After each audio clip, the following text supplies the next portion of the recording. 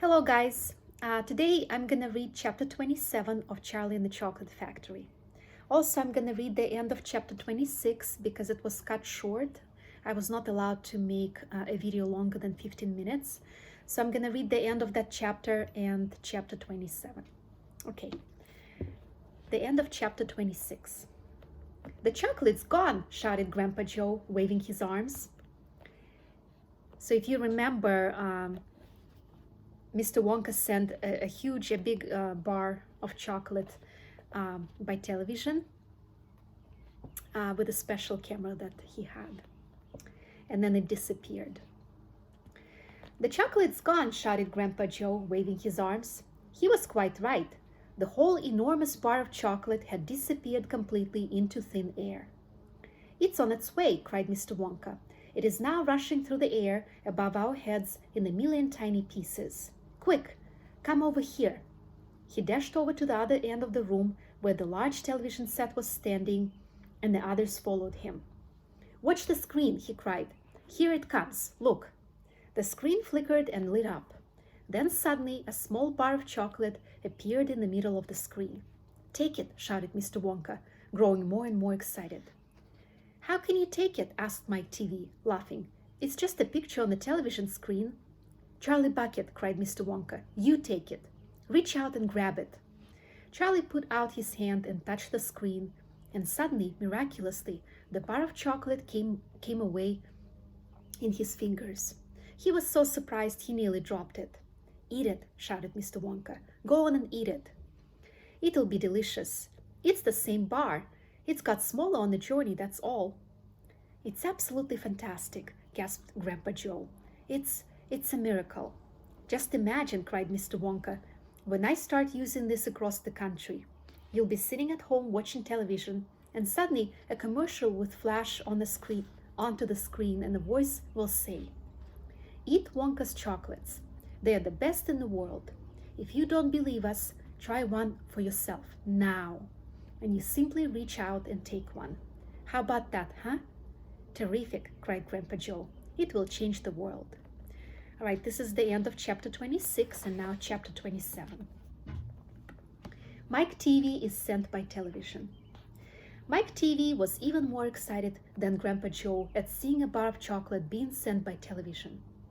"But Mr. Wonka," he shouted, "can you send other things through the air in the same way? Breakfast cereal, for instance?" "Oh, my sainted aunt," cried Mr. Wonka. "Don't mention that disgusting stuff in front of me. Do you know what breakfast cereal is made of? It's made of all these little curly wooden shavings you find in pencil sharpeners." "But could you send it by television if you wanted to, as you do chocolate?" asked Mike TV. "Of course you could." "And what about people?" asked Mike TV. "Could you send a real live person from one place to another in the same way?" "A person?" cried Mr. Wonka. "Are you off your rocker?" "But could it be done?" "Good heavens, child, I really don't know. I suppose it could.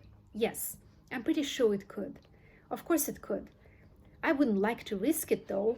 It might have some very nasty results." But Mike TV was already off and running. The moment he heard Mr. Wonka saying, "I'm pretty sure it could, of course it could," he turned away and started running as fast as he could towards the other end of the room where the great camera was standing. "Look at me," he shouted as he ran. "I'm going to be the first person in the world to be sent by television." "No, no, no, no, no," cried Mr. Wonka. "Mike," screamed Mrs. TV, "stop! Come back! You'll be turned into a million tiny pieces." But there was no stopping Mike TV now. The crazy boy rushed on, and when he reached the enormous camera, he jumped straight for the switch, scattering Oompa Loompas right and left as he went. "See you later, alligator," he shouted, and he pulled down the switch, and as he did so, he leaped out into the full glare of the mighty lens. There was a blinding flash. Then there was silence. Then Mrs. TV ran forward, but she stopped dead in the middle of the room, and she stood there. She stood staring at the place where her son had been, and her great red mouth opened wide, and she screamed, "He's gone! He's gone!" Great heavens, he has gone, shouted Mr. TV. Mr. Wonka hurried forward and placed a hand gently on Mrs. TV's shoulder. We shall have to hope for the best, he said. We must pray that your little boy will come out unharmed at the other end. Mike! Screamed Mrs. TV, clasping her head in her hands. Where are you? I'll tell you where he is, said Mr. TV. He's whizzing around above our heads in a million tiny pieces. Don't talk about it, wailed Mrs. TV. We must watch the television set, said Mr. Wonka. He may come through any moment. Mr. and Mrs. TV and Grandpa Joe and little Charlie and Mr. Wonka all gathered around the television and stared tensely at the screen. The screen was quite blank. He's taken a heck of a long time to come across, said Mr. TV, wiping his brow. Oh dear, said Mr. Wonka. I do hope that no part of him gets left behind.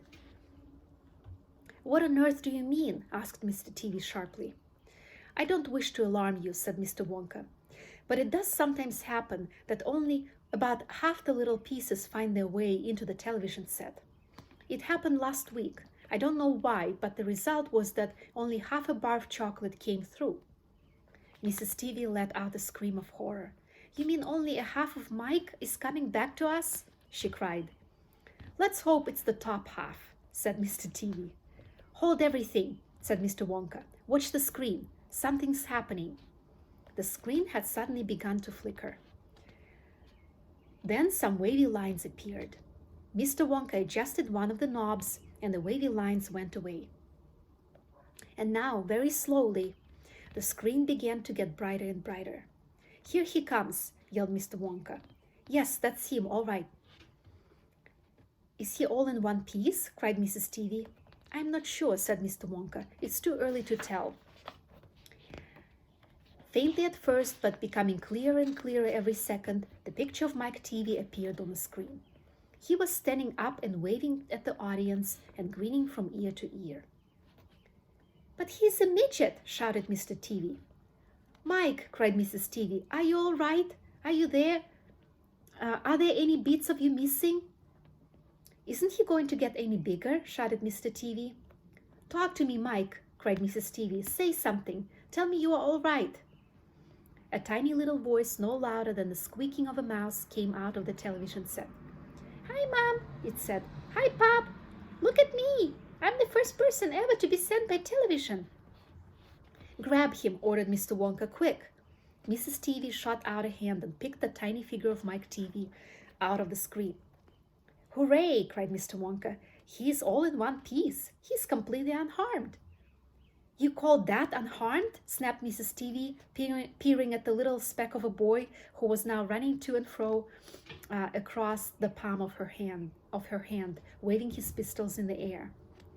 He was certainly not more than an inch tall. He's shrunk, said Mr. TV. Of course he's shrunk, said Mr. Wonka. What did you expect? That's terrible, wailed Mrs. TV. What are we going to do? And Mr. TV said, we can't send him back to school like this. He'll get trodden on. He'll get squashed. He won't be able to do anything, cried Mrs. TV. Oh, yes, I will, squealed the tiny voice of Mike TV. I'll still be able to watch television. Never again, shouted Mr. TV. I'm throwing the television set right out the window the moment we get home. I've had enough of television. When he heard this, Mike TV flew into a terrible tantrum. He started jumping up and down on the palm of his mother's hand, screaming and yelling and trying to bite her fingers. I want to watch television, he squeaked. I want to watch television. I want to watch television. I want to watch television. Here, give him to me, said Mr. TV. And he took the tiny boy and shoved him into the breast pocket of his jacket and stuffed a handkerchief on top. Squeals and yells came from inside the pocket, and the pocket shook as the furious little prisoner fought to get out. Oh, Mr. Wonka, wailed Mrs. TV, how can we make him grow?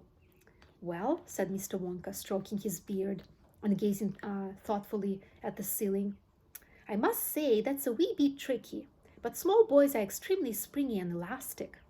They stretch like mad. So what we'll do, we'll put him in a special machine I have for testing the stretchiness of chewing gum. Maybe that will bring him back to what he was. Oh, thank you, said Mrs. Teavee. Don't mention it, dear lady.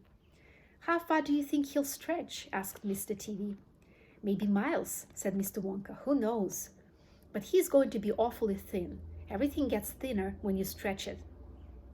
You mean like chewing gum? Asked Mr. Teavee. Exactly. How thin will he be? Asked Mr. Teavee anxiously. I haven't the foggiest idea, said Mr. Wonka, and it doesn't really matter anyway, because we'll soon fatten him up again. All we'll have to do is give him a triple overdose of my wonderful supervitamin chocolate. Supervitamin chocolate contains huge amounts of vitamin A and vitamin B.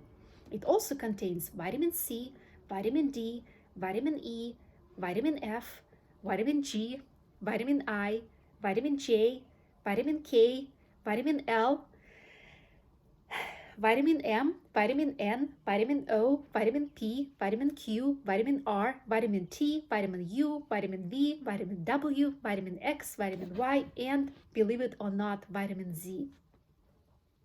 The only two vitamins it doesn't have in it are vitamin S, because it makes you sick, and vitamin H, because it makes you grow horns on the top of your head like a bull.